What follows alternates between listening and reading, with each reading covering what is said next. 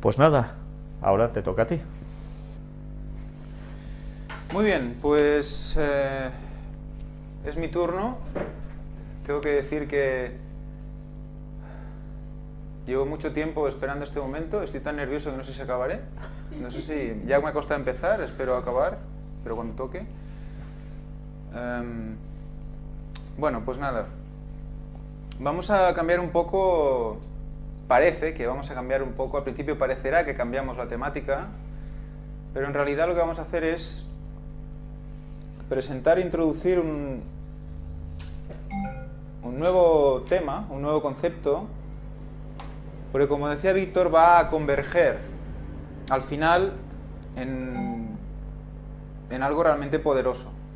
Algo realmente poderoso que va a meterse que va a tocar cosas que han sido básicas durante toda la historia de la Iglesia y del cristianismo, y que vamos a tocar con nuestras propias manos. Vamos a entrar primero en lo que... vamos a hablar del Arca de Noé. El Arca de Noé lo he dividido en dos partes. Bueno, son tres, pero las que básicamente hablan del arca son la madera del arca y la brea. Pero empezaremos por la madera del arca y vamos para ello, a empezar con un vídeo. Vamos a empezar con un vídeo que va a recordarnos un poco lo que Ron Wyatt encontró allí. Y vamos a partir de allí para ir explicando un poco qué es esta madera, cómo fue construida, qué especie de madera es, etc. O sea que entramos vídeo. Uno puede ver fácilmente las costillas de madera cerca de la popa en el lado estribor del arca. Esto fue parte de la superestructura del arca, al igual que los buques que se construyen hoy en día. Ver fácilmente las costillas de madera cerca de la popa en el lado estribor del arca. Esto fue parte de la superestructura del arca, al igual que los buques que se construyen hoy en día. Tablas horizontales habían sido agregadas a estos nervios verticales. Aquí podemos ver fisuras verticales entre las costillas. Estas costillas corren perpendiculares al lodo alrededor de la estructura, que indican una vez más una construcción hecha por el hombre. Los niños de las aldeas locales nos saludan cuando echamos un vistazo a la cara de estribor del arca, que se curva hacia arriba, hacia la parte frontal del arca. Este lado está predominantemente enterrado en el suelo. La parte exterior del arca, o el frente, está justo delante de nosotros, y luego exploramos por el lado de estribor para ver la parte superior de las costillas de madera.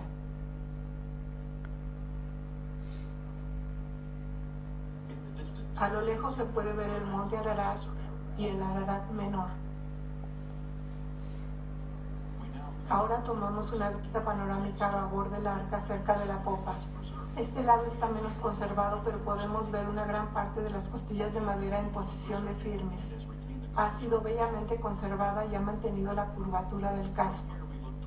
Desde aquí miramos más hacia el frente del arca y podemos ver un gran agujero que fue volado para abrirla en 1960, cuando el grupo llegó por primera vez desde los Estados Unidos para inspeccionar el lugar. Ahora estamos de pie en la cubierta media del arca y tomamos una vista panorámica al interior de la banda de babor, donde podemos ver 4 protuberancias horizontales en una fila. Están dispuestas en un patrón regular, lo que indica la construcción hecha por el hombre. Estas habrían sido maderas horizontales de soporte de la plataforma, que se extiende hacia el centro de la cubierta.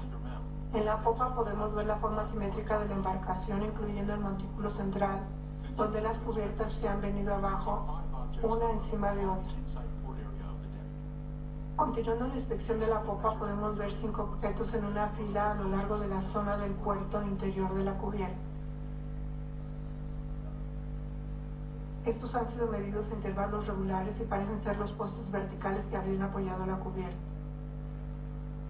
Ron Wyatt estaba operando este tipo de penetración en el terreno ante las autoridades turcas cuando vio un objeto justo debajo de la superficie. Lo que encontraron fue esta hermosa madera de la cubierta. Fue analizada en laboratorios Galbraith. El nivel de carbono orgánico fue extremadamente alto, lo que demuestra que este objeto fue alguna vez una sustancia viva consistente con la madera. El señor Wyatt pudo mostrar la madera de cubierta a través de la CNN cuando fue entrevistado en su red. La madera está en 3 capas, muy similar a la madera contrachapada, con pegamento cenagoso al final. Esto hace que sea más fuerte que una pieza sólida de madera. La parte exterior está cubierta en tono negro. También se pueden ver pequeños clavos en su superficie. Fuera de la aldea de Kazán está un objeto de gran tamaño que tiene el aspecto de corteza de árbol petrificado y de características especiales. Por lo que sabemos, no hay otra cosa como esta en ningún lugar. Cuenta con cruces que están muy débilmente esculpidas. Tenemos una grande aquí, tenemos una pequeña aquí mismo, una aquí,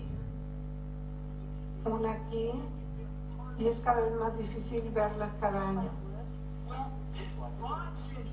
¿Y esto es madera petrificada? Sí, Ron dijo que pensaba que era la corteza de árboles petrificados. Se ve un poco como corteza de pinos. Suena como el metal. Esto no es un ancla de piedra. Ron teorizó que esto podría haber sido la cubierta o parte de la cubierta. ¿Se acuerdan un momento en el Génesis que dice, y quitó Noé la cubierta del arca y miró? ¿O tiró la cubierta? Por supuesto que es solo especulación. No tenemos ninguna manera de saberlo con seguridad. Pero esto es una cosa bastante singular. Tiene la apariencia y la textura de una especie de corteza, pero sabes que es de piedra. Tiene un sonido hueco, suena como el metal, tiene resonancia armónica. Sí, tiene usted razón. ¿Cuántas piedras sabe usted que hacen eso? Creo que hay 8 cruces en ella. Hemos sido capaces de encontrar 7. Creo que hay una octava aquí arriba.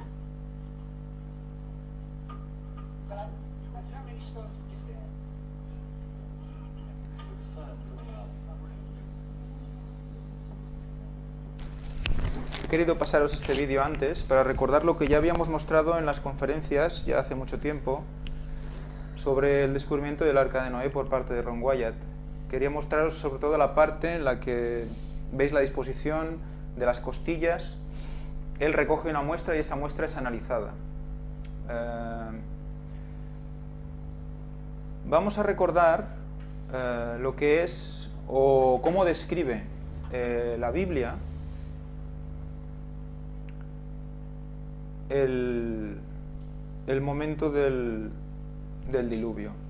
Vamos a leer Génesis 6 y vamos a ir quedándonos con unos detalles que nos va a ir haciendo entender de qué tipología, de qué madera debía ser este arca y qué características técnicas, porque también hablaremos de las características técnicas y mecánicas de la madera que debería haber tenido el arca y que tuvo el arca en realidad. Vamos a ello. Dice, aconteció que cuando los hombres comenzaron a multiplicarse sobre la faz de la tierra, les nacieron hijas. Y viendo los hijos de Dios que las hijas de los hombres eran bellas, tomaron para sí mujeres, escogiendo entre todas. Entonces Jehová dijo, no contenderá para siempre mi espíritu con el hombre, por cuanto él es carne y su vida será de 120 años. Aquí estos 120 años tienen bastantes connotaciones y una de ellas muy interesante relacionada con el tiempo de la venida de Cristo. A los 120 años de la venida del diluvio tuvo que empezar Noé a predicar. Si lo traspasamos lo extrapolamos a una edad de hoy en día, si Noé vivió pues 900, 900 años, pues ¿qué correspondería a esto, más o menos? Esto es un 10%, 20%, Entonces eran unos 18 años antes, aproximadamente, unos 20 años antes, unos 25 años antes. O sea, aquí estamos viendo como el mensaje fuerte antes de la venida de Cristo se empezó a dar porque dice Cristo que es como en los días de Noé. Pero tiene otra connotación que quizá Víctor quiere hacer alguna... A ver, toca a ti esto. Bien, esto es una venganza. Sí, hablaremos sobre estos 120 años, pero quizás con un poco de sorpresa, porque cuando hablamos de 120 años, automáticamente nos viene la relación de 365 días por año, Sí, etcétera, súper, etcétera, sí. ¿no? Bien, lo vamos a ver desde una perspectiva que a algunos va a sorprender, pero que era muy clara bíblicamente, nos hacía referencia al año del retorno de Jesús. Y bien, eso lo vamos a tratar, si Dios quiere, ya en breve. Hasta ahora, a tener paciencia toca. Sí. En aquellos días había gigantes en la tierra, y aún después, cuando se unieron los hijos de Dios con las hijas de los hombres, y les nacieron hijos. Ellos eran los héroes desde la antigüedad, que desde la antigüedad fueron hombres de renombre. Jehová vio que la maldad del hombre era mucha en la tierra, y que toda tendencia de los pensamientos de su corazón era de continuo solo el mal. Entonces Jehová lamentó haber hecho al hombre en la tierra, y le dolió en su corazón. Y dijo Jehová: arrasaré de la faz de la tierra los seres que he creado, desde el hombre hasta el ganado, los reptiles y las aves del cielo, porque lamento haberlos hecho. Entonces Dios dijo a Noé: he decidido el final de toda carne, porque la tierra está llena de violencia por culpa de ellos. He aquí que los destruiré junto con la tierra. Hazte un arca de madera de gofer. Ya tenemos la primera descripción de la madera. Gofer o gofer, porque no tiene acento. Madera de gofer. Luego veremos y describiremos qué es esta madera. Haz compartimentos al arca, y la calafatearás con brea por dentro y por fuera. Este versículo 6.14 va a ser la línea conductora de toda esta serie de conferencias que me ha tocado dar. Nos va a dar unas connotaciones, cada palabra que hemos marcado en amarillo, que nos va a sorprender, creo, a todos. A mí aún me está sorprendiendo. Hazla de esta manera: de 300 codos, 133,5 metros de largo, quedados con esta longitud, ¿vale? 133,5, más o menos 130 metros de largo. 50 codos de ancho, 22,25 metros, y 30 codos de alto, 13,35 metros. Hazle una claraboya y termínala a un codo de la parte alta. La puerta del arca estará a uno de sus lados. Construye también un piso bajo, uno intermedio y uno superior. Tenemos 3 plantas. Porque aquí yo voy a traer un diluvio de aguas sobre la tierra para destruir toda carne en la cual hay aliento de vida debajo del cielo. Todo lo que hay en la tierra morirá. Fijaros cómo constantemente se mete con la carne. Mucho con la carne. No menciona vegetación, pero bueno, sobre todo la carne, porque está ligada con el pecado. Pero estableceré mi pacto contigo. Entraréis en el arca tú, tus hijos, tu mujer y las mujeres de tus hijos contigo. De todo ser viviente, de toda carne, meterás en el arca 2 de cada especie, para que sobrevivan contigo, serán macho y hembra. De las aves según su especie, el ganado según su especie, todo animal que se desplaza en la tierra según su especie, 2 de cada especie vendrán a ti para sobrevivir. Toma contigo toda clase de alimentos para comer y almacénalos, para que te sirvan de comida a ti y a ellos. O sea que en el arca tendría que haber conviviendo personas, pocas, muchísimos animales y comida. Y todo eso tendría que mantenerse en un cierto equilibrio, higiene, limpieza, etcétera, para que no hubiera muertes. Y Noé hizo conforme a todo lo que Dios le mandó, así lo hizo. De todo animal limpio, toma contigo 7 parejas, el macho y su hembra, pero de los animales que no son limpios, solo una pareja, el macho y su hembra. De las aves del cielo toma también 7 parejas, macho y hembra, para preservar la especie sobre la faz de la tierra. Y sucedió que a los 7 días vinieron sobre la tierra las aguas del diluvio. Aquí empezamos a contar. Luego al final, en otra diapositiva, creo que no sé si creo que entra hoy, veremos el total de días. Veremos que es un año aproximadamente. Interesante que son 7 parejas una vez, 7 parejas 2 veces, y en el versículo siguiente 7 días. 3 7, no 3 6, ¿eh? No 3 6, 3 7. El día 17 del mes, segundo del año 600 de la vida de Noé, en este día fueron rotas todas las fuentes del gran abismo. Esta es la versión del 77. De la Reina Valera, 1977, sí. Y las cataratas, ventanas en la versión del 89, de los cielos fueron abiertas. O sea que tenemos agua por debajo y agua desde arriba, pero no una llovizna, cataratas. Agua en sí misma, como si coges un cubo y lo giras. No gotas. Y hubo lluvia sobre la tierra durante 40 días y 40 noches. Seguimos en el versículo 16. Vinieron macho y hembra de todo animal, como Dios le había mandado, y Jehová le cerró la puerta. Él cerró la puerta a través de ángeles, o él mismo. Aquí dice, Jehová le cerró la puerta. Las aguas subieron tanto sobre la tierra que las montañas más altas debajo de todos los cielos fueron cubiertas. Recordemos que antes del diluvio las montañas no eran como ahora, eran laderas, eran colinas, eran colinas no abruptas, no eran escarpadas como ahora de 8.000 metros de altura. Las montañas fueron cubiertas y las aguas crecieron 15 codos por encima. Y las aguas prevalecieron sobre la tierra durante 150 días. Otro numerito que también se hablará cuando toque. Y también 40 días y 40 noches. 40 días y 40 noches, sí. No fue 39 ni 41, no, 40 justos. Y además fíjate cómo hace referencia a 40 días y 40 noches. Que también hace referencia con esto respecto a alguien, que también lo veremos. Las estaciones se habían sucedido unas a otras en orden. Esto es ya Elena White. Ellen White nos habla y nos da pistas, nos da más matices sobre lo que allí pasó. Había estaciones, se sucedían unas a otras. Pero resulta que en estas estaciones nunca había llovido.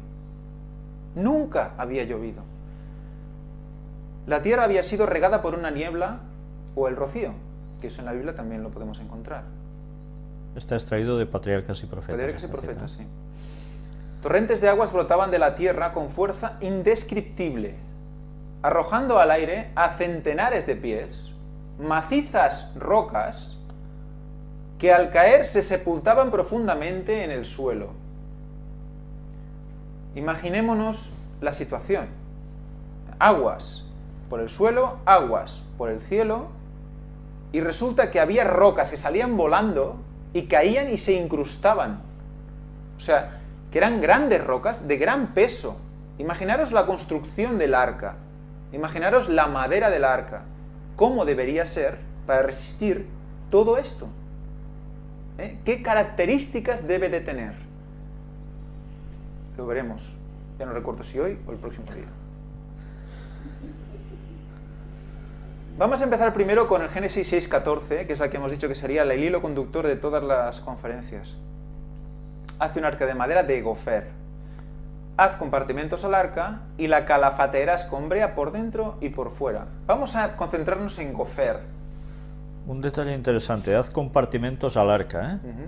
Esto, una vez más, recordemos cuando mostramos la imagen de escáner, hecho recientemente dentro de todo, sí, en el cual se podía apreciar que verdaderamente eso no era una montaña rocosa, sino que tenía compartimentos en un ángulo recto impresionantes. Sí.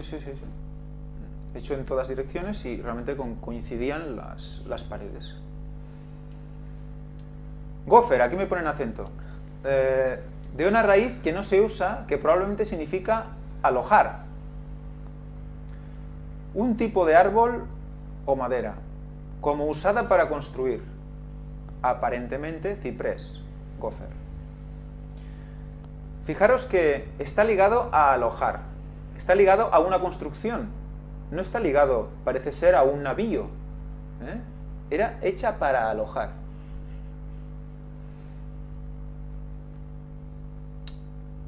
Nos dice Ellen White, el arca fue hecha con madera de gofer o ciprés. Y ahora entenderéis qué obsesión que tienen esta gente y sobre todo el ángel con el ciprés. Muy bien. Y además lo pones en verde, ¿eh? Lo pongo en verde para que... Ya veremos, y veremos que además tiene una significación especial que sea ciprés en verde. Sí, ya lo sí, veremos. Sí, sí.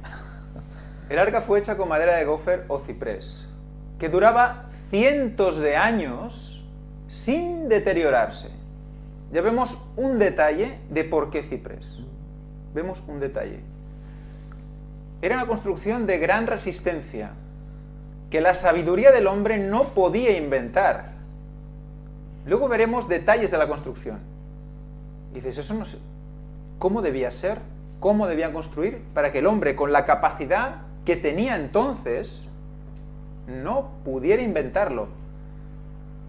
Dios les presentó una solución a ese problema. Dios fue arquitecto y Noé maestro constructor. Era un canal, Noé. Noé se dedicaba a hacer lo que Dios decía. Y el arquitecto normalmente construye habitáculos, construye casas, edificios. En la construcción del arca se empleó, otro texto de Patriarcas y Profetas, madera de ciprés. Nos lo voy a dejar claro, Elena White. Como veis en el hebreo, nos dice aparentemente ciprés. Pero Elena White nos confirma que es ciprés. Fijaros lo importante que es el texto de Elena White, para acabar de tener conceptos claros. Y cómo esto a mí me sirvió como claramente para empezar a concentrarme en el ciprés, gracias a Dios. Que duraría cientos de años, vuelvo a decir. La construcción de esa estructura fue un proceso lento y trabajoso.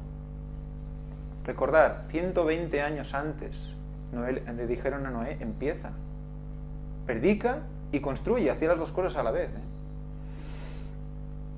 A pesar de la gran fuerza que poseían los hombres de aquel entonces, debido al gran tamaño de los árboles y la naturaleza de la madera, se necesitaba mucho más tiempo que ahora para prepararla. Imaginaros hombres de 4 metros de altura, con problemas y con fuerza espectacular, mental y física, y con problemas para poder,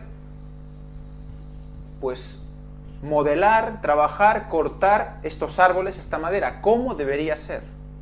Teniendo en cuenta que veremos luego que el ciprés, expresamente, tampoco es de las más duras hoy en día. Y tampoco lo necesita ser, lo veremos también. Bueno, pues vamos a empezar por describir el ciprés, conocer al ciprés.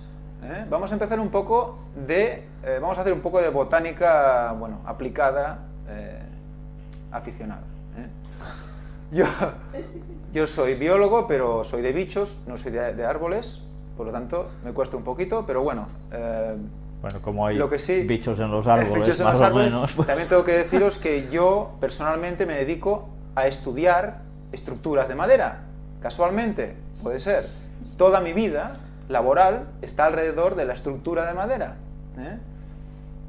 Hago análisis de patologías en estructuras ya existentes, o sea que me gusta la madera antigua. Y por eso yo empecé con un llamado de Víctor. Oye Ángel, ¿podrías hablar de la madera del ciprés? Y acabé haciendo no una presentación de 20 diapositivas, sino... Bueno, ya lo veréis. Aquí vemos cipreses. Los más conocidos por esta zona y americanos, más que por el sur de América y Centroamérica, pero los más europeos o más de la zona mediterránea, quizás. Tenemos los dos de la izquierda, que sería el ciprés normal, Cupressus sempervirens, siempre verde. Vemos la versión de siempre, la del medio, que es la en forma de llama, quizás. ¿Has dicho lanza? Lanza. piña, y bueno, y por ahí vamos. Y luego el de la izquierda, que es la misma especie, pero subespecie horizontalis, que es con las ramas horizontales. Se pueden mezclar, podéis ver tanto unos como otros. Y el de la derecha, que es uno de los cipreses, bueno, los cipreses es una especie que crece de mayor altura y anchura, porque el ciprés tiene lo que tiene, que es alto sí, no excesivamente, pero sí que puede coger grandes anchuras, porque sus troncos pueden multiplicarse y tener 4 o 5 ramajes del mismo tronco. Y es el ciprés de Monterrey. Vamos a conocer un poco el género. Los cipreses son del grupo de las coníferas. Coníferas viene de cono. Cono es piña. Por eso se llaman coníferas. Yo toda la vida hablando de coníferas y no había caído que viene de cono. Las piñas de los pinos tienen forma de cono. Por eso les llaman conos a las piñas. Dentro de la familia de las coníferas tenemos las cupresáceas. Perdón, dentro del orden de las coníferas o del grupo de las coníferas tenemos la familia de las cupresáceas, que es donde está dentro el ciprés. Resulta que la cupresácea, casualmente, es la familia número 11. Muy bien. Diréis, bueno, pero el 11 también es usado para, sobre todo por Satanás. Bueno, explícale, Víctor, el 11, que también puede ser... Aprobado por ley divina. Aprobado por ley divina. Es un número copiado, como todo lo que hace Satanás. Hemos visto ahora con Taurus, la imagen de Satanás que tenemos es un bicho con 2 cuernos. Y siempre hemos dicho, mira, Satanás, pues viene también de copiar. Entonces, curiosamente, cupresáceas, el número 11. Vemos también el género de este ciprés, que es el Cupressus, que es el género que definiría a las cupresáceas. El género ciprés, el género Cupressus, resulta que lo que describe, el género que describe a las cupresáceas, resulta que está en el número 24. O sea que tenemos familia 11, género 24 para recibir al Cupressus sempervirens. Y el 24 pues tiene sus connotaciones también. Por ejemplo... ¿Qué hay en el cielo? ¿24 qué? Ancianos. Y 12 y 12, el número divino por excelencia. Y bueno, 8 por 3, 3 veces infinito. Bueno, muchísimas. Y aquí lo tenemos.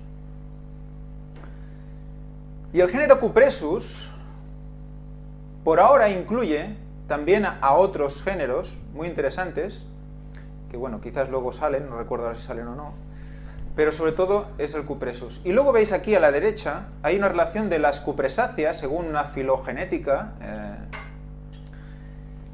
que habla de que, bueno, después de muchos millones de años, pues había una evolución y tal, ¿no? Y hay las especies se bifurcan y se separan en función, se van adaptando en función de los ambientes, ¿no? Bueno, sabemos que eso no ha sido tal así, pero sí que sabemos, y por eso vemos, que todas las cupresáceas tienen unas características. Tienen esos tipos, tienen unas hojas compuestas, muy pequeñitas, tipo escamas, tienen las piñas, que tienen muy características, redondeadas, bueno, que también estudiaremos al final y que darán, bueno, una visión también espectacular de lo que el ciprés representa. Los que entienden un poco de géneros, veréis a la derecha, si vais leyendo arriba abajo, veréis algún género que quizás os suene. Yo ahora no os voy a decir, pero para que sí os vayáis haciendo un poco a la idea. Muy bien, seguimos. Entramos en la biotecnología del ciprés. Vamos a empezar con la biotecnología del ciprés. Y para entender al ciprés tenemos que entender la madera. Ya sé que va a ser un poco palo, pero tenemos que entenderlo. Claro, si es madera, palo. Si es madera, es palo, claro. El núcleo, el tronco de un árbol, ¿vale? Para entender lo que costó trabajar la madera, tenemos que entender cómo funciona la madera y qué es la madera. ¿En qué se compone la madera? La sección de la madera, un tronco. Dice, el núcleo es la parte central del tronco. Por lo general, casi siempre está integrado al duramen. El duramen es duro. Es curioso, ¿no? Vale. Es la parte más dura del tronco y donde la madera tiene las mejores características para su uso. O sea, mayor árbol, mayor duramen. Y también, ¿qué pasa? Dice, la albura o madera joven es aquella madera en donde el proceso de crecimiento ha cesado y madura para formar parte más adelante del duramen. O sea que cuanto más mayor es el árbol, más grande, más viejo es el árbol, más duramen. Normalmente cuando un insecto ataca la madera, y eso es una apreciación ya profesional, ataca el albura y no ataca el duramen. El cambium, o madera nueva, es donde se va formando la nueva capa anual, incrementando el diámetro del tronco. Esta madera, al terminar su ciclo, pasará a formar parte de la albura, iniciando el proceso de cambium a albura, de albura a duramen. ¿De acuerdo? El líber o floema es una de las partes más importantes en la vida del árbol, ya que es la encargada de transportar alimentos y desechos del árbol a la tierra. Y por último, la corteza, la cual es la piel del árbol, que la protege del clima y cualquier agresión que pudiese tener el árbol, como golpes, fuegos, etc. Si me permites un momento, cuando hemos dicho la tontería de palo, árbol, jaja, hay una connotación que también veremos al respecto sobre palos y bueno, podríamos decir troncos, sí. Y vamos a ver también a qué hacen referencia, todo en su momento. Vale, sí, ¿no? Porque se colocan troncos para hacer ciertas cosas también. Bueno, eso también lo hablaremos. Simbolizan a alguien también. Sí, sí, sí. Vamos a verlo.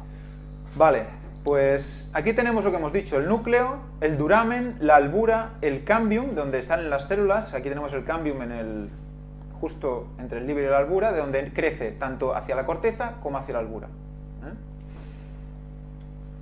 Y la corteza externa. Veréis que la parte más oscura, normalmente, es la parte del duramen. Y la parte más clara, en una sección, en un corte, es la parte donde pasa el agua, donde pasan los nutrientes hacia arriba y hacia abajo. ¿Veis aquí en la parte de abajo, en el centro? Eso sería una sección de un pino, con los anillos de crecimiento, concéntricos. Redonditos. Recordar lo concéntrico, qué importancia tiene como puerta dimensional. La gente no abraza árboles porque sí. Algo hay. Y eso también hablaremos. Muy bien, pues vamos a entrar en una parte más técnica de lo que es la madera. Y resulta que hay un libro que yo tenía allí desde hace, pues no recuerdo cuánto ya, que lo utilizaba para simplemente identificar las trozos de madera que yo encontraba en mi trabajo.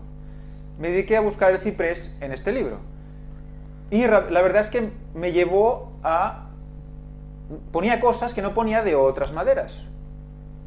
No ponía, hacía comentarios muy interesantes a técnicos, o sea, no especialmente referidos a lo que es la técnica mecánica del ciprés. Y eso que es un libro de técnica. Está hecho por gente que, si buscáis estos nombres, veréis que son de AITIM, UPM. AITIM es un centro reconocido en España que hace mucha literatura respecto de la estructura de madera. Y yo lo tenía pues para eso, para consulta. Estos nombres los podéis confirmar, son gente importante en el mundo de la estructura de madera. Vamos al ciprés y nos dice, Cupressus sempervirens, sería el ciprés mediterráneo.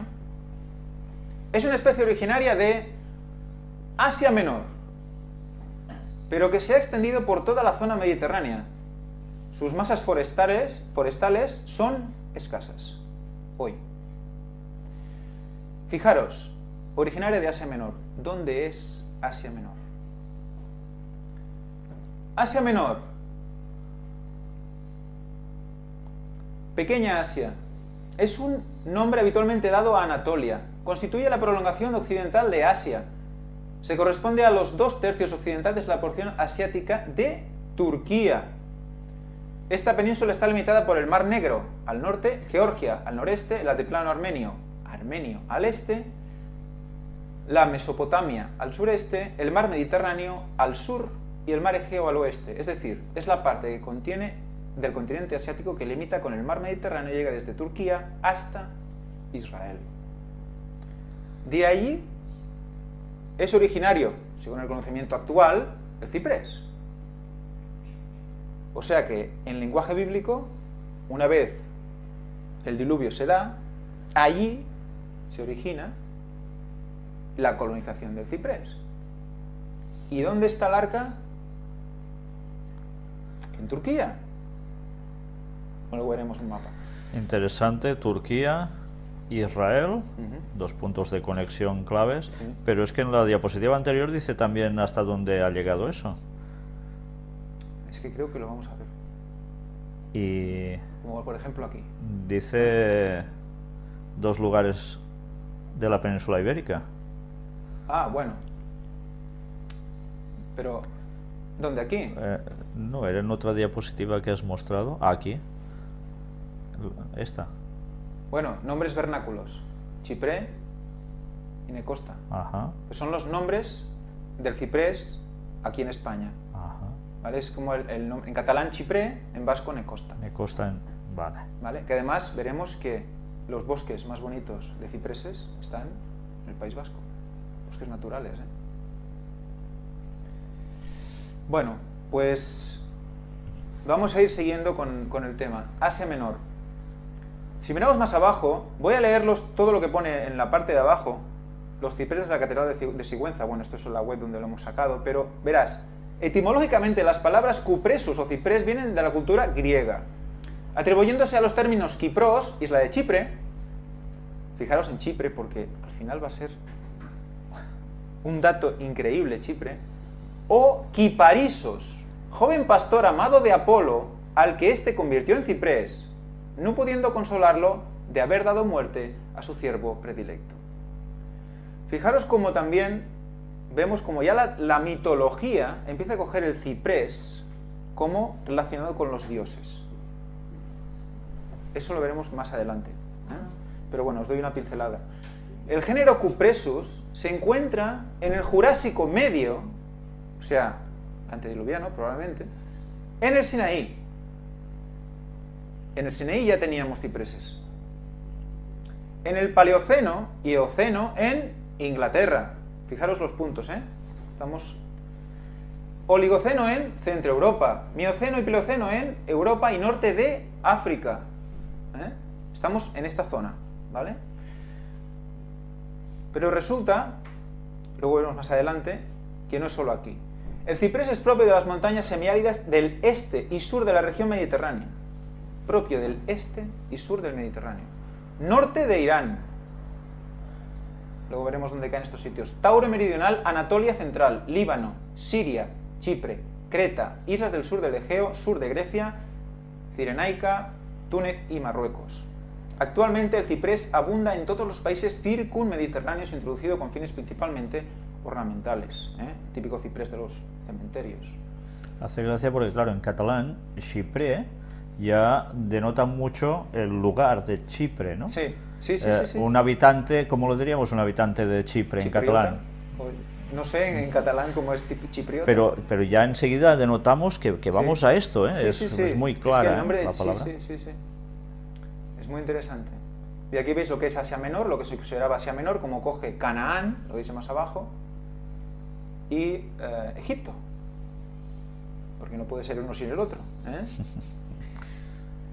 Muy bien, seguimos con los nombres. Vemos los nombres que puede tener el ciprés, nombres comerciales. Ciprés, ciprés común, cypress, common cypress, Italian cypress, funeral cypress, Mediterranean cypress, ciprés común, en francés no sé cómo es, Chipre, piramidal, cipreso comune, arcipreste, fijaros en arcipreste, cipreso, sempreverde, portugueiro, cipreste, y alemán, Gemeine, Cipreise, Echte Cipreise y lo que sea.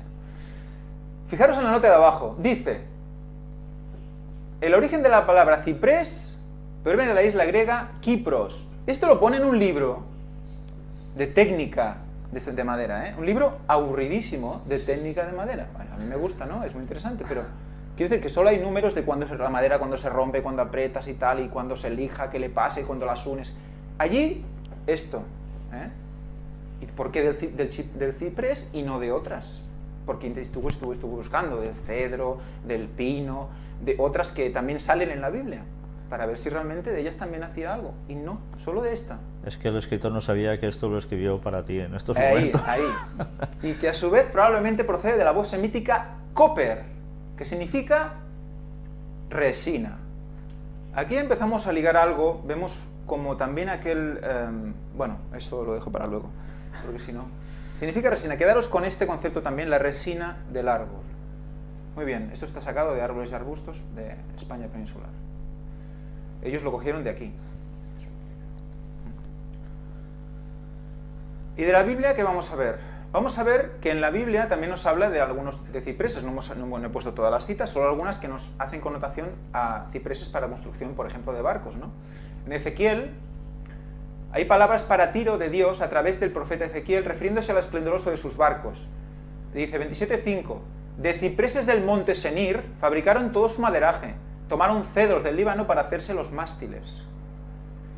27:6: tus remos los hicieron con robles de Basán, tu cubierta la hicieron de cipreses traídos de las costas de Chipre e incrustados de marfil. O sea que ya se tenía el concepto de que los mejores cipreses eran de Chipre y del monte de Senir. Ahora veremos dónde cae. Abajo hay otra versión de la de 1960, la de arriba es la del 2000, los con cipreses de Senir, que es monte Hermón, límite de Siria y Líbano. Construyeron sus cipreses, ahí sus paredes. Tomaron un cedro del Líbano para hacer un mástil sobre sí. Bueno, y luego abajo, los cipreses de las costas de Kitim, que es Chipre, en la Biblia. Aquí vemos las dos situaciones. Chipre, a la izquierda arriba, y vemos ahí el monte Hermón, justo en el límite entre Siria y Líbano, donde también se conseguían cipreses. Aquí vemos otra definición del hábitat, y la he puesto también porque, aparte de los sitios que ya mencionaba anteriormente, nos habla de Jordania y nos habla también, un poco más abajo, que ahora se cultiva y crece tranquilamente en California, en Australia, en Sudáfrica, en Nueva Zelanda. Es un árbol que crece casi en cualquier sitio, casi en cualquier situación, casi en cualquier terreno. Luego veremos en qué límites llega esto. Bueno, pues aquí tenéis la distribución de los puntos que hemos hablado ahora, puestos en un mapa. Vemos el mar Egeo, vemos la zona de Israel y Palestina, la zona del Sinaí, que le he puesto en lila porque esto representaba a saber cuánto tiempo hacia atrás. Y a la derecha un lugar muy interesante, que es el norte de Irán, donde también ha dicho que tendríamos cipreses, y que coincide con un sitio muy interesante también, que veremos más adelante. Muy bien. Vamos a volver a la creación, porque para seguir con la biotecnología del ciprés vamos a meternos un poco otra vez en la creación y entender un poco más por qué es tan importante la geografía de dónde vino este ciprés. En Génesis 1:9, dijo también Dios: júntense las aguas que están debajo de los cielos en un lugar y descúbrase lo seco. Y fue así, y llamó Dios a lo seco tierra, y a la reunión de las aguas llamó mares. Estuvieron las aguas y se descubrió lo seco, en medio de las aguas. Por lo tanto, tenemos que ver una tierra unida en medio del agua. Estos ignoran voluntariamente que desde los tiempos antiguos existían por la palabra de Dios los cielos y también la tierra, surgida del agua y asentada en medio de las aguas. Tenemos un centro de tierra alrededor de agua. Y Elena White, ¿qué nos dice? Nos dice: toda la superficie de la tierra fue cambiada por el diluvio. Por el diluvio, no por no sé cuántos millones de años de tectónica de placas. Una tercera y temible maldición pesaba sobre ella como consecuencia del pecado del hombre. Los hermosos árboles y arbustos con flores fueron destruidos. Sin embargo, Noé preservó semilla y la llevó con él en el arca. Recordad que destruyó toda carne. Y de semilla guardó para después. O sea que Noé llevó semillas antediluvianas para después del diluvio. Y Dios, a través de su poder milagroso, mantuvo vivas para generaciones futuras algunas de las especies de las diferentes clases de árboles y arbustos. No todas, ¿eh? Algunas. Algunas. ¿Eh? ¿Habría amalgamas, quizás? No lo sé. Pronto, luego del diluvio, árboles y plantas parecieron brotar de las mismas piedras. Quedaros con eso. ¿Eh? Quedaros con eso, porque eso nos va también a dar una idea de más cosas. Por la providencia de Dios, semillas fueron esparcidas y llevadas a las grietas de las rocas, y allí se escondieron en forma segura para el uso futuro del hombre. Para el uso futuro del hombre. O sea que Dios mete semillas en las rocas que superan el diluvio. El movimiento de la tierra, etc. Y cuando baja las aguas, vuelve a germinar lo que había antes, pero, eso sí, con condiciones totalmente diferentes. Interesante, las grietas de las rocas. Cuando haya la persecución del pueblo de Dios, ¿dónde se va a refugiar? En las cuevas, grietas de las rocas. Pero además la grieta de la roca, por excelencia, la que estuvo a los pies de la cruz de Cristo, también sirvió para algo, ¿no? Y otra roca que se partió que también va por ahí también. Y tanto. Pero de ahí vamos ya muy para adelante y vamos a tener que ir poco a poco. Muy bien, pues seguimos. Os he puesto esto porque es una teoría que salió antes de la tectónica de placas. Decía que la Tierra antes era todo tierra, casi todo tierra, y que al hincharse se rompieron los continentes. Después la tectónica de placas tiró por tierra esta teoría, más que nada porque esta teoría solo explicaba la expansión, la separación, no explicaba la subyugación de placas, o sea, el choque de placas, lo explicaba la expansión de placas. Pero no podemos negar que quizá hubiera habido algún hinchazón, porque Elena White nos habla aquí, durante 40 días y 40 noches cayó lluvia, el agua penetró en las casas y llevó a la gente hasta los templos que habían erigido para ofrecer sus cultos idólatras.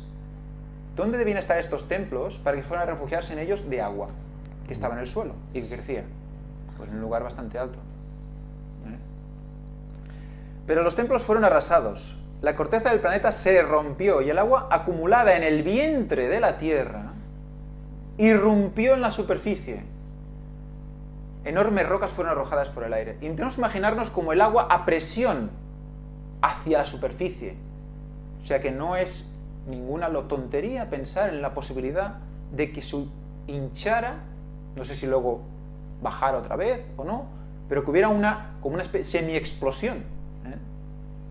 Pero bueno, ya sabemos que todas las teorías tienen algo de bueno y algo de no tan bueno, pero que aquí vemos que hay alguna pequeña connotación al respecto. También hay una teoría interesante que es la teoría de las hidroplacas del Dr. Brown, que prefiero que lo escuchéis a él como la explica y veréis una imagen gráfica de algo que hemos leído ahora. Vamos a ver si lo ponemos en un momento. Para profundizar en el tema, hablamos con el director jubilado de uno de los principales laboratorios de investigación del Departamento de Defensa, el Dr. Walter Brown. En nuestro planeta encontramos 17 fenómenos extraños que ahora se pueden explicar sistemáticamente, como el resultado de una inundación cataclísmica, cuyas aguas erupcionaron de cámaras subterráneas con un escape de energía que sobrepasaba la explosión de 10.000 millones de bombas de hidrógeno. Esta explicación demuestra la rapidez con que se formaron las montañas más altas. También explica los depósitos de carbón y petróleo y el rápido desplazamiento continental. Muestra por qué en el suelo del océano hay inmensos precipicios y cientos de abismos y volcanes. También explica la formación de los estratos y la mayoría de los fósiles, de los mamuts congelados, de la llamada Edad del Hielo, y los principales cañones de tierra, especialmente el Gran Cañón. La Tierra, antes del diluvio, probablemente tenía solo un gran continente cubierto por exuberante vegetación. Habían mares y ríos grandes. Las montañas eran más pequeñas que las de hoy, tal vez de unos 3.000 metros de altura. De acuerdo a la teoría de la hidroplaca, la Tierra antes del diluvio tenía mucha agua subterránea, más o menos la mitad de la que ahora está en los océanos. Esta agua se aliaba en cámaras conectadas internamente, formando una delgada capa esférica de unos 800 metros de espesor, tal vez a unos 16 kilómetros bajo la superficie de la Tierra. Una creciente presión en el agua subterránea expandió la corteza exactamente como un globo se infla cuando aumenta la presión interior. El resquebrajamiento de la corteza empezó con una microscópica grieta que creció en ambas direcciones a unos 5 kilómetros por segundo. La grieta, siguiendo el camino de menor resistencia, circunvaló el globo en unas 2 horas. Conforme la grieta se abría alrededor de la Tierra, la corteza de roca que la cubría se desgarró como una tela demasiado estirada. El agua subterránea estaba bajo extrema presión debido al peso de los 16 kilómetros de roca que tenía encima. Así el agua explotó violentamente por la ruptura. Por esta rotura global, fuentes de agua salieron disparadas hasta alcanzar casi 32 kilómetros de altura. La precipitación de esta enorme fuente produjo lluvias torrenciales que la Tierra nunca había experimentado, ni antes ni después. La Biblia dice que todas las fuentes del abismo se reventaron en un día y describe estos acontecimientos de hace 5000 años, los cuales podemos unir ahora científicamente. Parte del agua que alcanzó la fría estratosfera se transformó en cristales congelados, produciendo una masiva descarga de hielo que enterró, sofocó e instantáneamente congeló a muchos animales, incluyendo a los mamuts congelados de Siberia y Alaska. La enorme presión del agua que salió erosionó la roca a ambos lados de la grieta, produciendo increíbles volúmenes de sedimentos que se asentó como lodo sobre la tierra. Estos sedimentos atraparon y enterraron a plantas y animales, formando el registro fósil. Esta erosión abrió aún más la grieta. A la larga, la apertura se amplió tanto que la roca comprimida debajo de la cámara subterránea se levantó hacia arriba, creando la cordillera interoceánica, que envuelve a la Tierra como la costura de una pelota de béisbol. Las placas continentales o hidroplacas todavía con agua bajo ellas se resbalaron hacia abajo, alejándose de la cordillera atlántica que se levantaba. Las masivas placas continentales en lenta aceleración alcanzaron velocidades de como 70 kilómetros por hora. Entonces encontraron resistencia, se comprimieron y se doblaron. Las porciones de la hidroplaca que se doblaron hacia abajo formaron los abismos oceánicos. Las que se doblaron hacia arriba formaron las montañas. Es por esto que las principales cadenas de montañas se hallan paralelas a las cordilleras oceánicas de las cuales se deslizaron.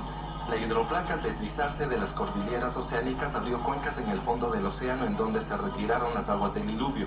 En los continentes cada depresión quedó llena de agua hasta el borde, formando los lagos postdiluvianos. La demostración que usted acaba de presenciar sobre la mayor catástrofe mundial en la antigüedad sustenta en todo detalle la historia bíblica sobre el diluvio.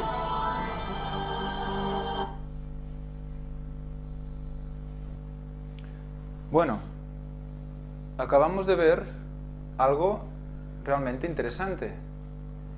Vamos, lo que explican siempre cada día en las escuelas y universidades. Exacto, es lo que encontramos ahí, ¿no? Dices, este hombre dice, este es el Pentágono y tal, puede ser un infiltrado. Es posible, la cara que tiene, pues también parece que sea infiltrado. Pero vamos a coger lo bueno y desechar el resto. Esto es una porción de un vídeo, creo que hay un vídeo más amplio que habla sobre ello. Pero fijaros cómo dices, ¡hala, qué fácil! Ah, había agua, resbalaron y pam, pim, pam. Pero es que, a veces nos complicamos la vida. Si le quitamos los millones de años y ponemos esto, ya la cosa empieza a coger otro... Entonces quiere decir esto que en cuestión de pocos días, porque al final eran pocos días, se mueve toda la superficie terrestre y empiezan a haber movimientos de tierra, hinchazón, como ha dicho él, se hinchó por la presión, se rompe y se mueven a grandes velocidades las placas, que son inmensas. Y que eso arrastra, corriente marina, arrastra todo. Y chocan entre ellas. Y luego es cuando surgen estas grandes montañas, no antes. Muy bien. Entonces, viendo esto, y viendo estas placas, vemos aquí un poco el plano de las placas, vamos a seguir. Esto sería el movimiento de las placas hoy en día, ¿vale? Es como las miden, ponen unos sensores, van midiendo hacia dónde se mueven.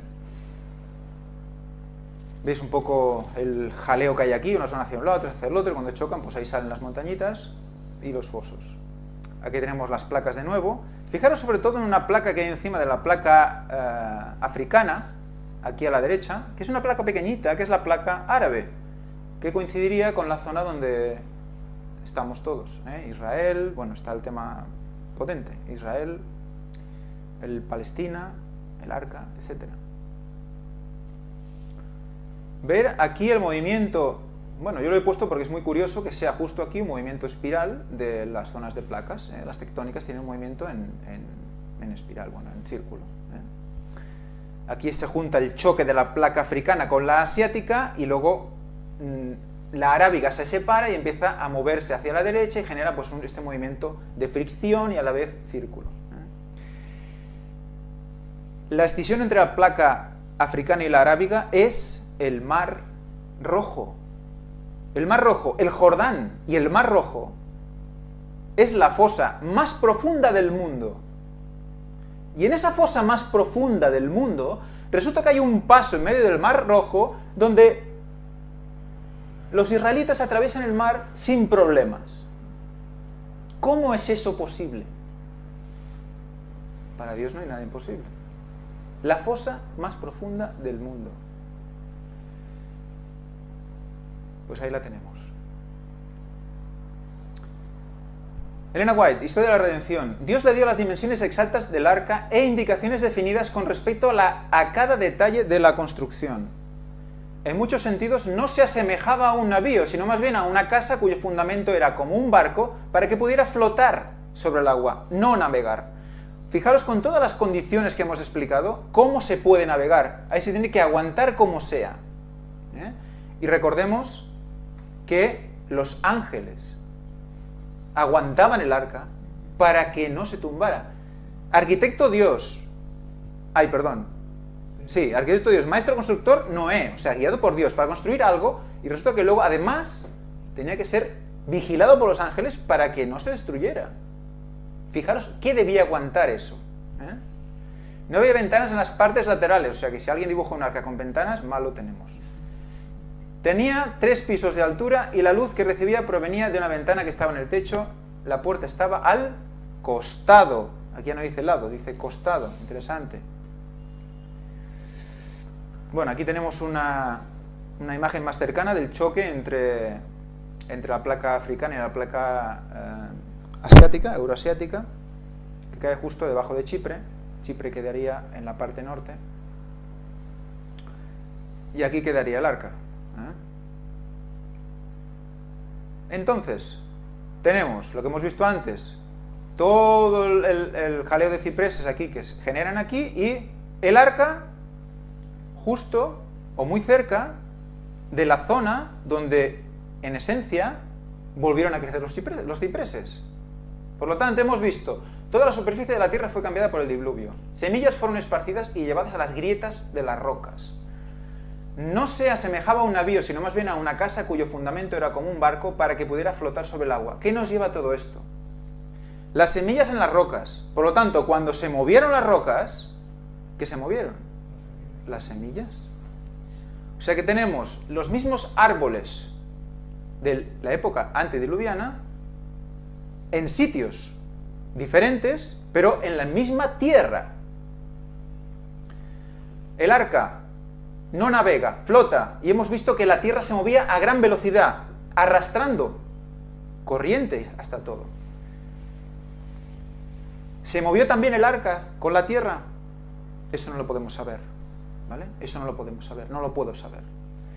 Pero me está diciendo que la zona donde antes ya, como hemos visto aquí, en el Sinaí, ya había cipreses, se movió hasta aquí. ¿De dónde viene esto? Viene de estar enganchado a Sudamérica, ¿no? África está enganchada a Sudamérica.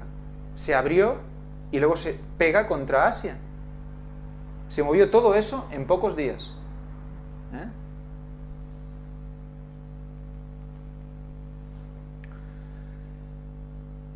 Vamos a leer Génesis 2, del 8 a 14, para que veáis un poco lo que quiero decir explicado en la misma Biblia. Y Jehová Dios plantó el huerto en Edén, al oriente, y puso allí al hombre, al oriente, al Orión, y puso allí al hombre que había formado. Y Jehová Dios hizo nacer de la tierra todo árbol delicioso a la vista, y bueno para comer. También el árbol de la vida en medio del huerto, el árbol de la vida, en medio, en el centro del huerto.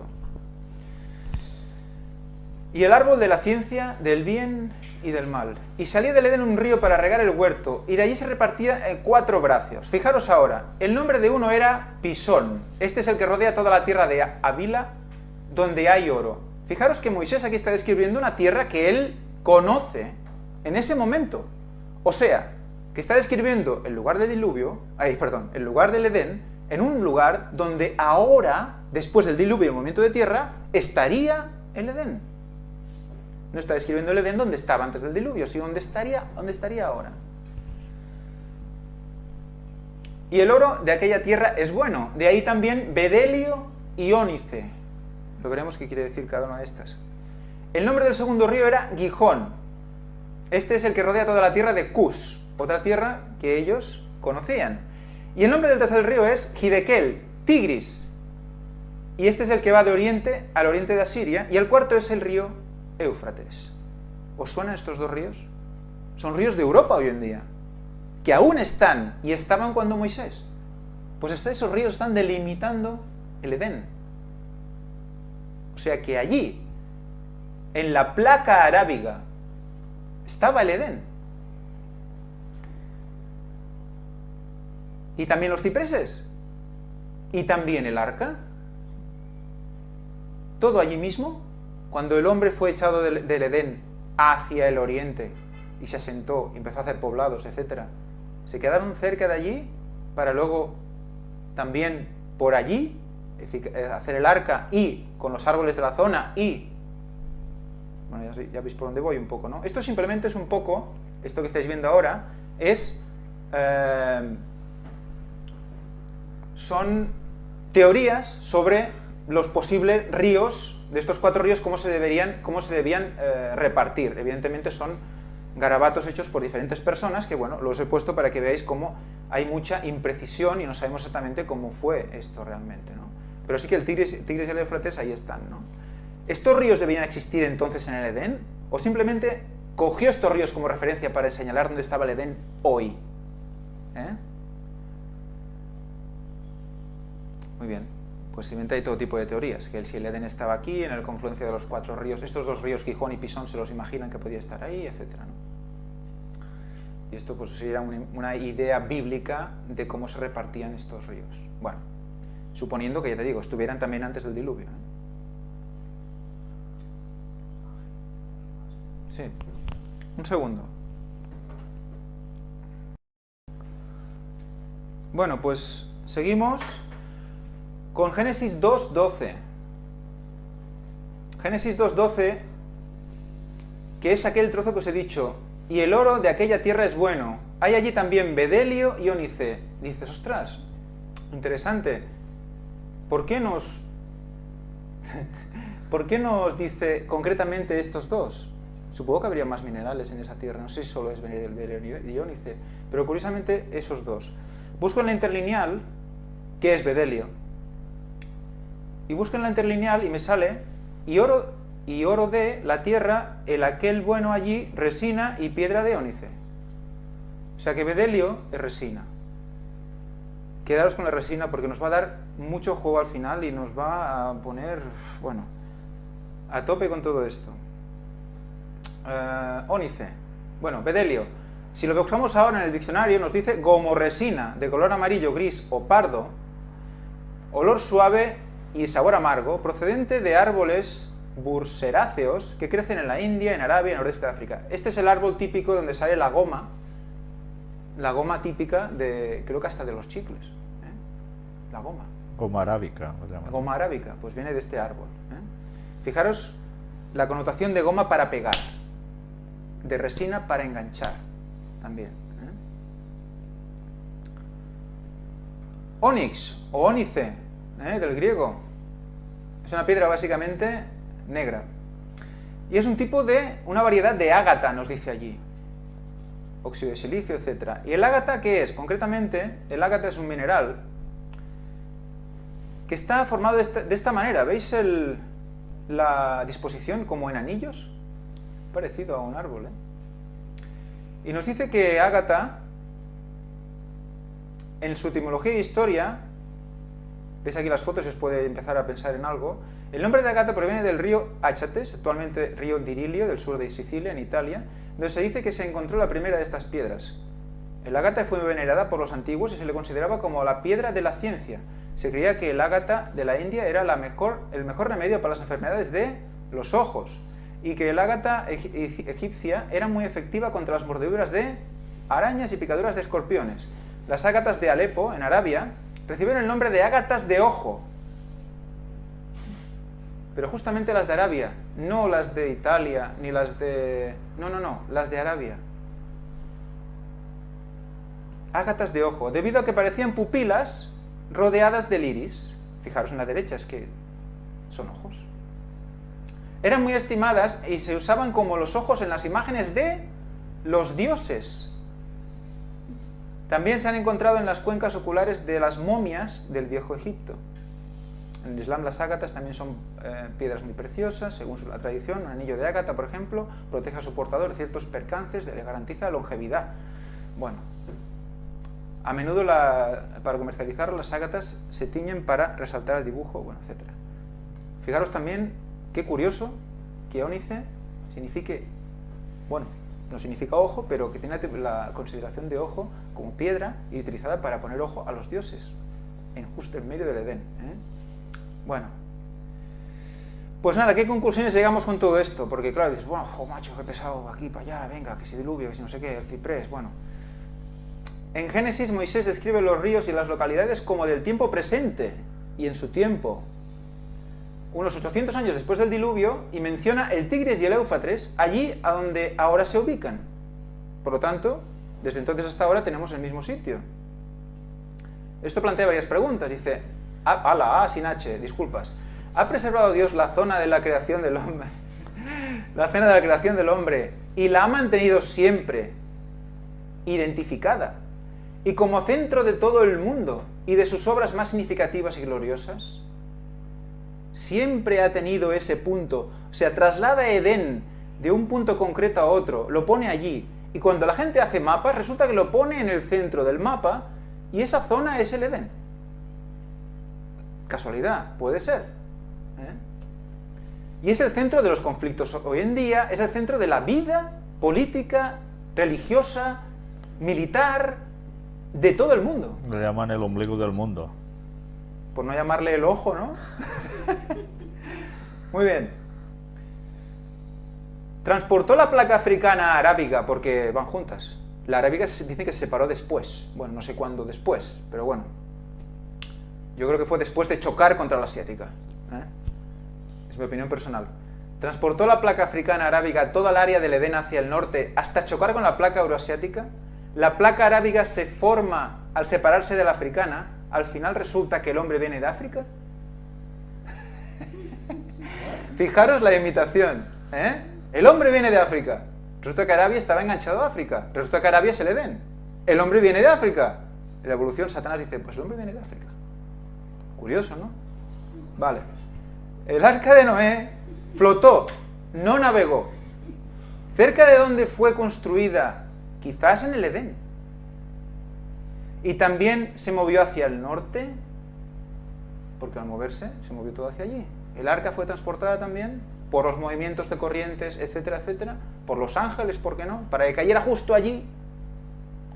Sí, porque recordemos que el arca flotaba, no navegaba. Era llevada por las corrientes, en principio. No estaba diseñada para ir ahora, me voy a cruzar el mundo, ala. No. Era mantenerse a flote. Y de una forma muy concreta que veremos también. La tierra empezó a ser repoblada con árboles y plantas de las que se guardaron semillas entre las rocas. Yo lo afirmo, pero es una pregunta. Entonces, los diferentes lugares serían repoblados con las mismas especies antediluvianas, pero expuestas a diferentes condiciones ambientales. O sea que tenemos una especie expuesta a sequía, otra especie, la misma, expuesta a otra cosa, etc. Entonces que puede haber diferenciación. Muy bien.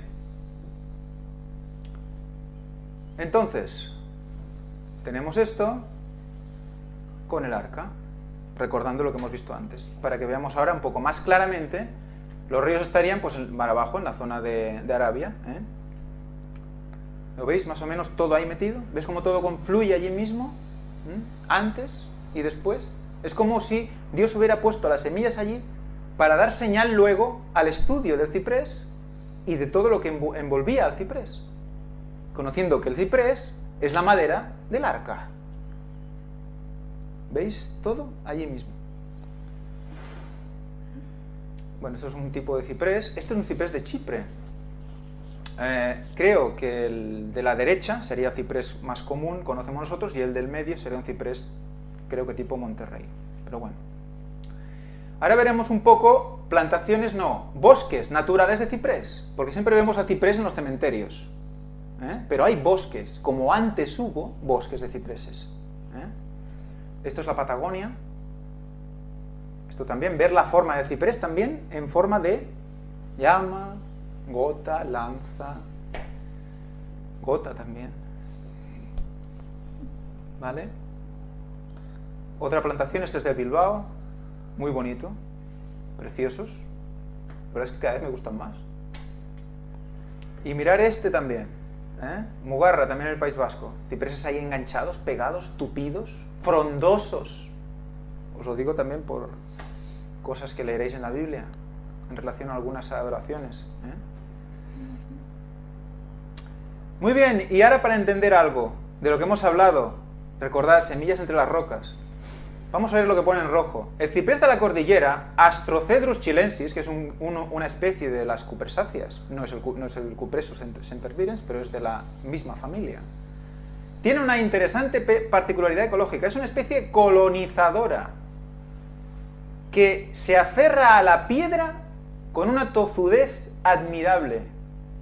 Algo que podrá advertir fácilmente a lo largo del trayecto, y sobre todo en las paredes del cerro Abanico, ver circuitos lacustres. A partir de allí, sus raíces van rompiendo el material rocoso, facilitando, junto con el proceso conocido como meteorización, fermentación de la roca por efectos del cambio brusco de temperatura, la formación de nuevos suelos, por un lado, y la fijación del escaso existente por el otro. El árbol, ciprés en este caso, rompe la roca, se aferra a la roca, y a partir de ahí, la vida alrededor suyo. O sea que, imaginaos un mundo árido, destrozado por el diluvio. Sale Noé, y salen las semillas a germinar en las rocas. ¿Semillas de qué? ¿Cupresáceas quizás? ¿O parecidas? Entre otras, ¿por qué no? Pero cupresáceas es un grupo grandísimo de árboles, inmenso, y extendido por todos los lugares del mundo, para repoblar rápidamente la tierra, porque son de crecimiento rápido en los primeros años, los cipreses.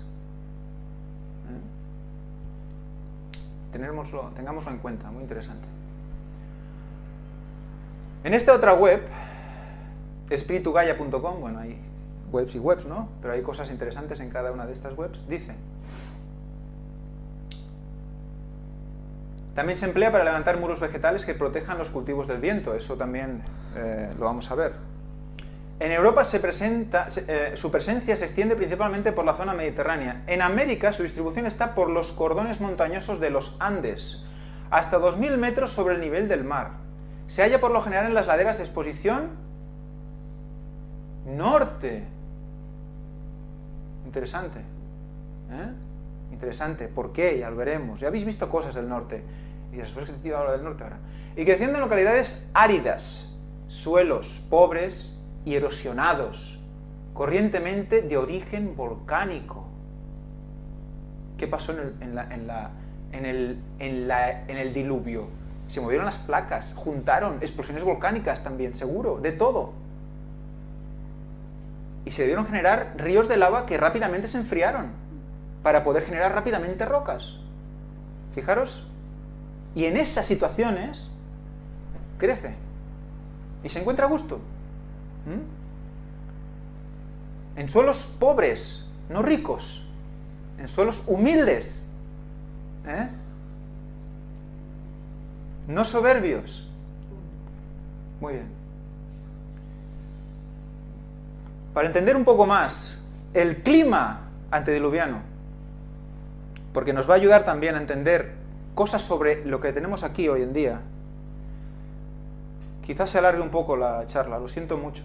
Espero ir lo más rápido posible para los que, bueno, van tarde como yo mismo.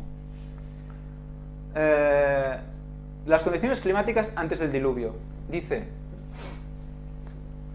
clima suave y uniforme. El clima debía de ser suave y uniforme, prácticamente en toda la Tierra. Recordemos tan solo que las plantas fósiles de las eras paleozoicas y mesozoicas revelan un clima tropical o semitropical.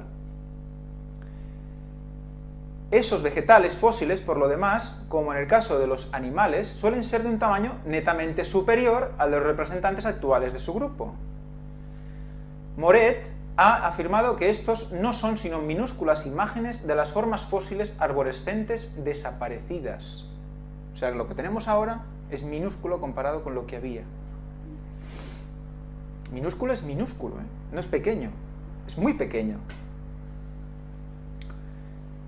Por otra parte, Dunbar da varios ejemplos de fauna marina que son prueba de las zonas climáticas han estado en muchos momentos del pasado menos definidas que en la actualidad. Bueno, ¿cómo explicarlo? Dice, un clima semitropical. Esto va a ser la base ahora. Un clima semitropical. Muchos paleontólogos han pensado que el porcentaje de dióxido de carbono era mayor que el de nuestros días, así como que habría también una mayor densidad de vapor de agua, en una atmósfera más extensa. Plas estima que, al menos durante las eras paleozoica y mesozoica, el vapor de agua, el ozono y el dióxido de carbono permitieron a la atmósfera absorber una mayor cantidad de energía solar, efecto invernadero, resultando así un clima semitropical en toda la Tierra. ¿Vale? No había hecho llover. Estas indicaciones concuerdan con lo que presupone el texto bíblico, el hecho de que el anuncio del diluvio fuera acogido con escepticismo, refuerza la afirmación de que Dios no había hecho llover sobre la tierra. Génesis 2, del 5 al 6. La irrigación estaba asegurada por la gran densidad de vapor de agua. Quedaros con esto.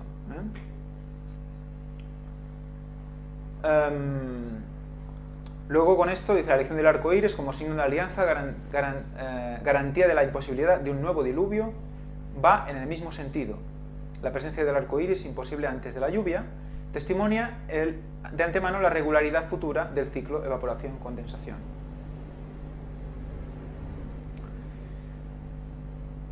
Dice más abajo, la existencia de semejante pantalla de vapor de agua sería la causa de un conjunto de fenómenos que veremos más adelante, bueno, nosotros no, pero yo sí. Mencionemos solo la uniformidad del clima, el clima semitropical o tropical, presencia de un elevado índice de dióxido de carbono, etcétera, etcétera. Pero solo quedados con esto, clima semitropical en toda la Tierra. Hay una cosa muy pequeñita que no he hecho en grande y que vosotros no creo que podáis leer. Y voy a leer yo, a ver si yo también la puedo ver. Abajo, en la nota número 15, dice, la ausencia de lluvia no debe sorprender excesivamente. Nuestro régimen actual de evaporación, acumulación, transporte, condensación, solo es viable en una Tierra con climas variados. Zonas de altas y bajas presiones, regiones con mucha, poca o poca densidad de vapor, relieves elevados, etc. Ninguna de estas condiciones parece haberse dado antes del diluvio. Tal sistema es imposible en el caso de un clima uniforme con alta densidad de vapor de agua. Los estudios actuales parecen demostrar que la condensación en forma de lluvias se realiza alrededor de microscópicos núcleos de sal marina resultante de la evaporación intensa, o polvo de diferente origen, volcánico por ejemplo. Se comprende así que, una vez iniciado el ciclo, se perpetúe en lo sucesivo. Bueno, aquí habla de un ciclo que va como automático, pero tenemos que entender también que Dios está detrás del ciclo.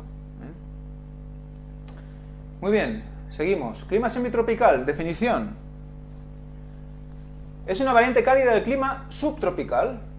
Las áreas con climas semitropicales generalmente se encuentran del lado centro-oriental de los continentes.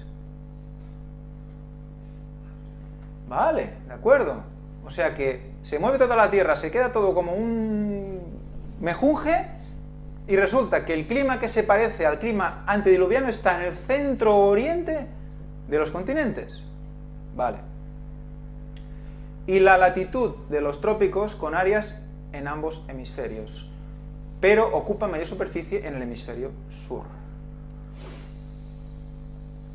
Definición térmica. Bueno, aquí hay toda una serie de nomenclatura, pero para que veáis un poco cómo definen el clima semitropical y los tipos de clima semitropical. Y ponen los ejemplos, Nueva Pompeya, Chaco Argentina, Encarnación Paraguay, etcétera, etcétera. ¿Vale?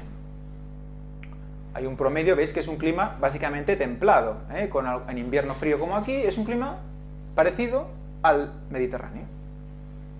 Es clima básicamente mediterráneo.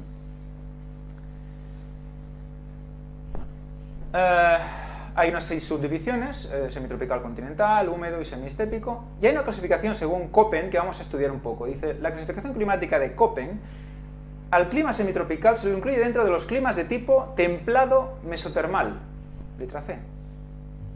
¿Y qué es el clima templado? Pues lo tenemos solo en estos sitios. Subtropical sin estación seca, pampeano o China, CFA es el título, oceánico, subtropical de altura y subtropical mediterráneo. ¿Vale? O sea, uno de estos tres, o más de uno de estos tres, vamos a ver que se parece mucho al clima antediluviano. Vamos a hacer un poco de eliminación en función de lo que no había antes del diluvio. Tenemos esas tres posibilidades. Subtropical sin estación seca, verano cálido, muy interesante, porque siempre tenemos humedad, cosa que había también antes del diluvio, tenemos aquel rocío, aquella niebla, aquel vapor de agua que aportaba agua sin lluvia. Por lo tanto que había humedad y una calorcilla. No calor excesiva, pero una calorcilla, sin sequía. Puede ser puede ser oceánico, verano suave, puede ser un subtropical con estación seca, pues quizás no tanto. Un templado con invierno seco, mediterráneo con verano cálido. Vamos a ir viendo. Aquí tenemos un mapa de Köppen de la clasificación de los climas. Estos son los tres tipos de clima que hemos tocado. Y hemos visto que había uno que no nos interesaba. Y había dos que se podían coger como posibles, cercanos a lo que sería el clima antediluviano. Pues en estos dos puntos resulta, tachando lo que hemos visto antes, que había uno que era todo seco, o que había mucha sequedad, y era alta montaña, o sea que tampoco coincidiría con lo antediluviano. Vemos que hay dos puntos en el planeta Tierra, hay dos puntos con un clima semitropical, y que resulta que coincide que son los dos puntos donde tenemos los árboles más altos del mundo. Por un lado, los eucaliptos en Australia, y por otro lado, las secuoyas en California. Para el caso que nos ocupa, que es la madera del arca, que hemos visto que era un ciprés, que era cupressus y que era conífera, nos interesa sobre todo la secuoya. ¿Pero por qué nos interesa? Porque resulta que la secuoya es uno de los géneros que salían antes y es una cupresácea de la misma familia que el ciprés. ¿Y quién se reúne en esos bosques? ¿En California? Exacto, el Bohemian. Muy bien. O sea, que vamos a parar allí y yo no quería, pero ahí vamos. Tenemos este punto, un punto muy concreto del globo terráqueo, que solo hay uno. Muy bien. En este lugar concreto tenemos el Redwood Park y el Sequoia National Park. Y ahora vamos a ver qué pasa con estas secuoyas. Sequoia es un género de plantas perteneciente a la familia de las cupresáceas. Su familia Sequoia. Se trata de un género monotópico cuya única especie es Sequoia sempervirens, que ya la llaman sempervirens también para ayudar. La secuoya roja. Otros nombres son los que con los que se conoce a esta especie son secuoya roja o secuoya de California. Es un árbol perennifolio, muy longevo, entre 2000 y 3000 años, por lo tanto un gran duramen. Y la conífera más alta que existe, llegando a alcanzar 115 metros. Muy bien. Dices, si lo que hay en la Tierra es un minúsculo de lo que había entonces, ¿esto es un resquicio antediluviano? ¿O era 100 veces mayor que esto? Porque si no, ya no se puede. ¿Entiendes? En mi opinión, esto es muy parecido a lo que había entonces. Mi opinión personal, ¿eh? A lo mejor me equivoco. Que puede ser, es muy fácil. Pero fijaros en las medidas del arca. 130 y pico metros de largo. Es más fácil coger un árbol de una sola longitud, cortarlo y utilizarlo, que no coger muchos arbolitos y engancharlos, si no, no llega. Y con la forma que le das... Y además con la forma tiene que ser más largo. Tienes que pulirlo, igual sí que te queda de 130, 130. Claro, pero es que son 115, pero hay testimonios de 150, 130 árboles que hay a una longitud mayor de lo que ha habido ahora, de lo que hay ahora. Muy bien. Y 7,9 metros de diámetro. ¿Alguien se puede imaginar un árbol de 8 metros de diámetro? El mayor es de 11, creo. Metros de diámetro. Metros de diámetro. No hay que confundirla con otras dos especies a las que también se llaman secuoyas o secuoyas, con las que se integra su familia Sequoidae, secuoya gigante, Sequoia dendron giganteum, que alcanza alturas de hasta 85, y la metasequoia de menos altura, hasta 35. El nombre por el cual actualmente son internacionalmente apeladas estas coníferas típicas de la Alta California y del Oregón les fue dado en homenaje al jefe cherokee llamado Sequoia. Que bueno, que casualmente no es de aquella zona, pero bueno, le cogieron Sequoia, ¡pam!, y le pusieron ahí, venga. Supongo por la tez roja. Muy bien. Queremos conocer de las secuoyas, que nos va a dar más interesante si cabe todo esto. La secuoya roja, más vieja, tiene alrededor de 3200 años. Bueno, ahí está, ahí queda eso. Muchas otras exceden los 600 años. Es una de las 3 especies de árboles de madera roja.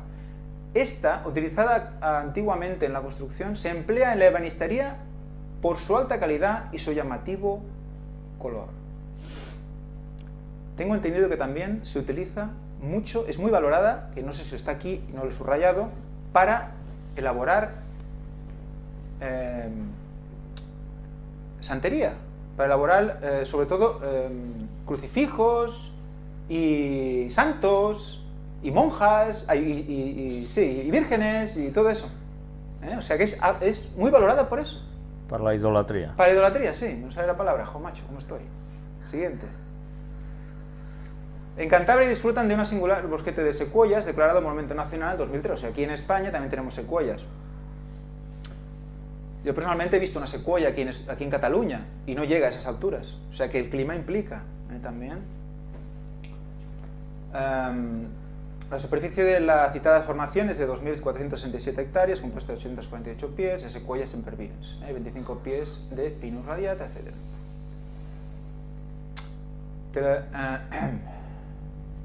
Bueno, aquí habla de secuoyas de 40 metros, que tampoco está mal, ¿eh?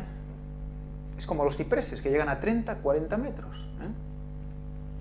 De las secuoyas conocidas su longevidad, computada en miles de años, aunque hoy en día es el ser vivo más alto del planeta. En el pasado fue superado por eucaliptus y abetos, gigantes hoy en día desaparecidos.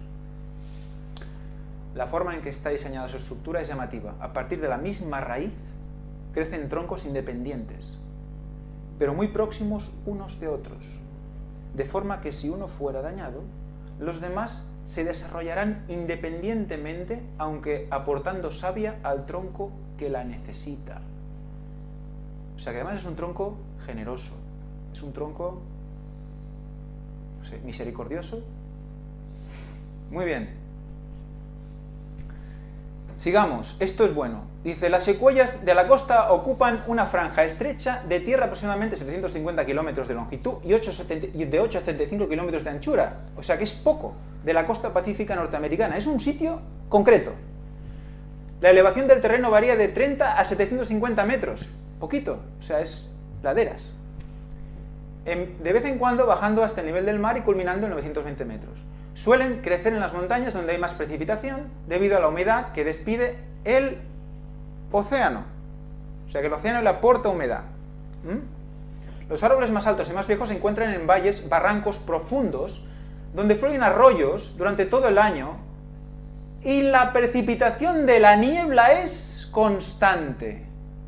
¿Qué hemos dicho antes? Antediluvianos. Recordemos, no llovía.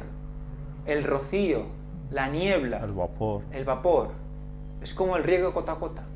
Ahí, humedad, pim pam, árboles gigantes. O sea que después del diluvio, aquí se mantienen unas condiciones parecidas al diluvio, antes del diluvio, y crecen árboles, creo yo, parecidos a los que había en el diluvio, antes del diluvio. Por su parte, las secuoyas que se sitúan por encima del nivel de la niebla, es decir, por encima de los 700 metros, son más bajas. O sea, más niebla, más altas. Menos niebla, más bajas. Y pequeñas debido a condiciones meteorológicas. Ambientes secos, fríos, excesivo viento. Ahí ya no están las condiciones invernadero. Además, otras especies les hacen competencia. Pocos redwood trees, o sea, estos árboles grandes crecen cerca del mar debido al intenso ambiente salino y al viento. O sea que hay una zona concreta. La niebla es de mayor importancia en la ecología de la secuoya de la costa. ¿Qué más dice aquí abajo? Dice, esta zona nativa proporciona un ambiente único con lluvias estacionales fuertes. Dice, el aire fresco costero y la niebla mantienen una humedad constante durante todo el año en este bosque. Todo el año, o sea, cuando pasa la época de lluvias, no hay sequedad. Sigue habiendo agua por la niebla aportada por el océano. O sea, que no paran nunca de crecer. Varios factores, incluyendo las precipitaciones fuertes, crean una tierra con menos nutrientes de los necesarios, causando que las secuoyas dependan mucho de toda la comunidad biótica del bosque. O sea, cuando se cae una, es rápidamente absorbida por el resto. O sea, que esto sería una de las diferencias respecto del antediluviano. Que en el tiempo antediluviano no había esta lluvia y por lo tanto no se lixiviaba el nutriente. Ya por sí mismo daba para crecer. O sea que cabe esperar que fueran mayores que estas.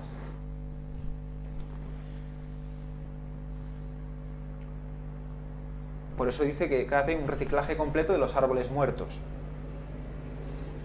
Esta comunidad biótica incluye las siguientes especies.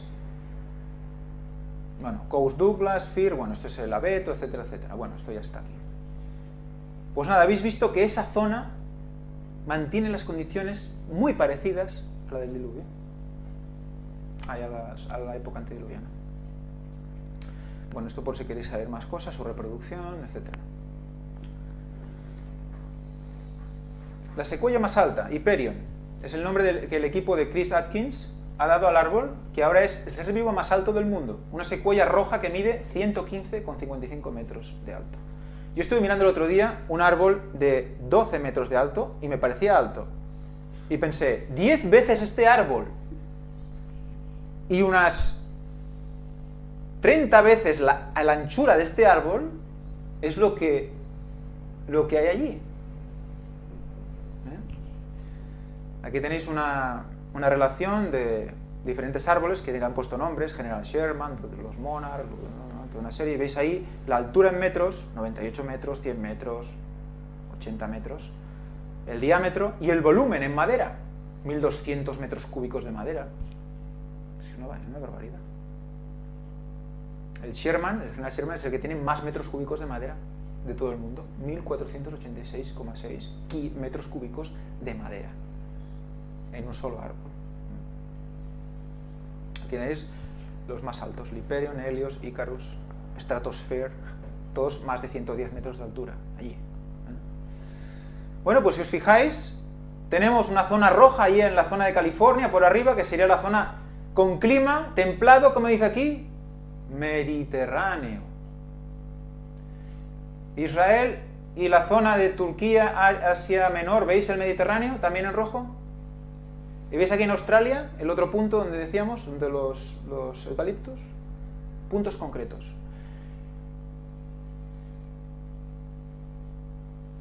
Recordad, Israel vive también del rocío del mar Mediterráneo. Palestina es fértil por el rocío. Ahí también se da esto. Evidentemente el clima no es igual, no en las mismas condiciones, etcétera, etcétera, porque hay sequedad en verano, frío en invierno, etcétera, pero se mantienen unas pequeñas condiciones, como un remanente. Y ahora vamos a ver imágenes, yo creo, espectaculares, que habría que poner música para ir pasando las imágenes, para ir gozando de esto, porque es alucinante la proporción hombre-árbol. Pero es que incluso con un hombre de 4 metros, el árbol queda grande. ¿Cómo debía ser? ¿Qué metodología? ¿Cómo cortas este árbol? ¿Cómo lo bajas? ¿Cómo lo partes? ¿Cómo lo...? Recordemos, cupresácea. ¿Eran los cipreses antes como este animal de árbol?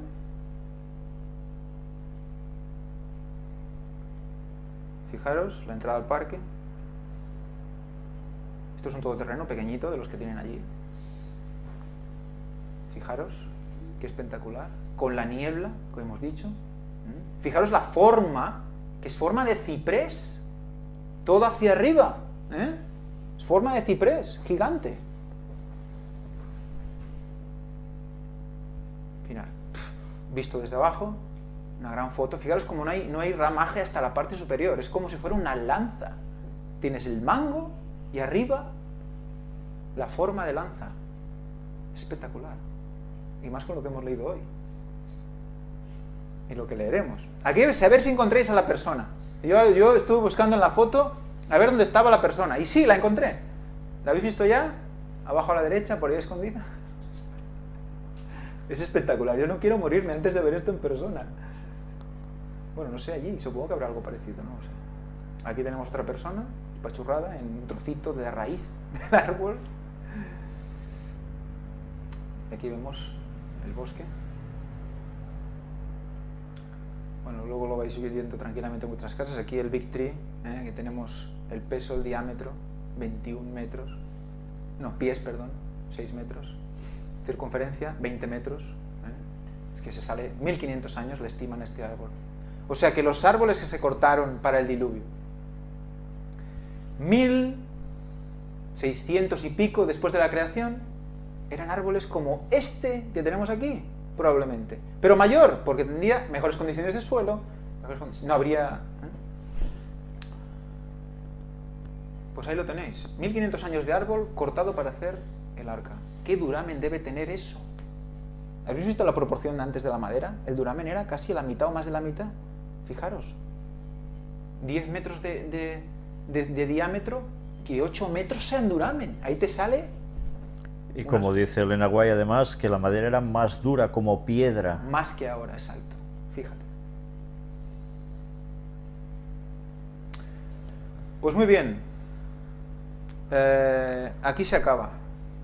Pues no se acaba. Quería enseñaros una cosa. Esto sería... ¿Y esto por qué no me ha salido? Está en negro. ¿Por qué está en negro? Imaginaros que hubiera algo muy importante ahí que no pudiera explicaros porque no... Bueno, quizás lo haya. Creo que es una pregunta, que está en negro la pregunta y por eso no sale. Bueno, es igual. Fijaros en estas maderas. Esto es madera tropical. ¿Os habéis fijado en esta madera? Esta madera resulta que... ¿No habéis visto una cosa diferente respecto de aquellas otras maderas cortadas que hemos visto antes en los troncos? ¿Veis algo diferente? Los anillos. No hay anillos, diferenciados al menos. Es todo como una sola pieza, como roca. Pues es madera tropical. Fijaros, hay una en la circunferencia de arriba, ¿veis? La zona oscura, y fijaos como alrededor hay una zona más clarita. Vale, la zona oscura es duramen. La zona clarita, la albura. O sea, imaginaos esa proporción en un árbol de 10 metros. Es que ya es demasiado. Esta es la comparación, este es el árbol que hemos visto antes, con los anillos concéntricos, estacionales, por lluvia, sequía, que en el caso del tropical no existe, porque siempre llueve, o siempre hay humedad, por lo tanto no hay estación seca. Es que cada anillo es un año, ¿no? Cada anillo es un año, sí señor, cada anillo es un año. Aquí tenemos la diferencia, frondosa del trópico y las coníferas y las frondosas de aquí, o mediterráneas. Anillos claramente diferenciados.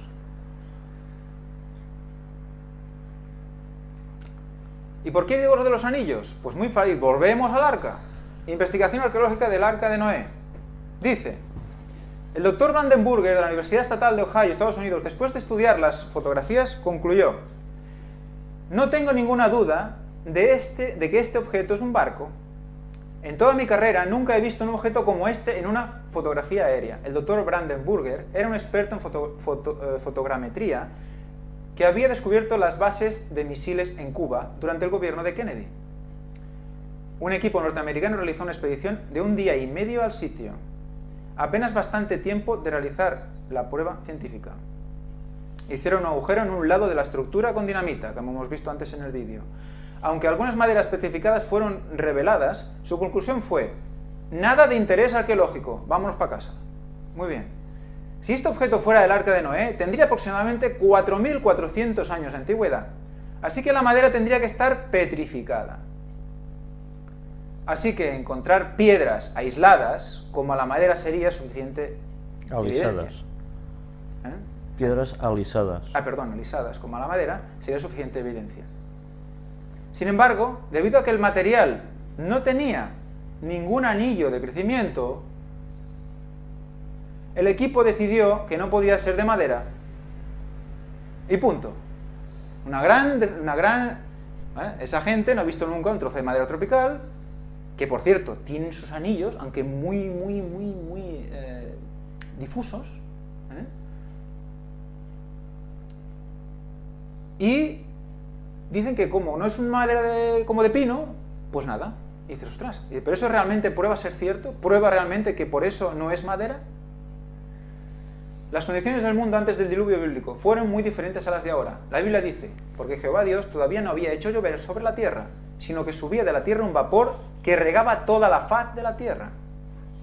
Un vapor, como hemos visto antes, la niebla que condensa.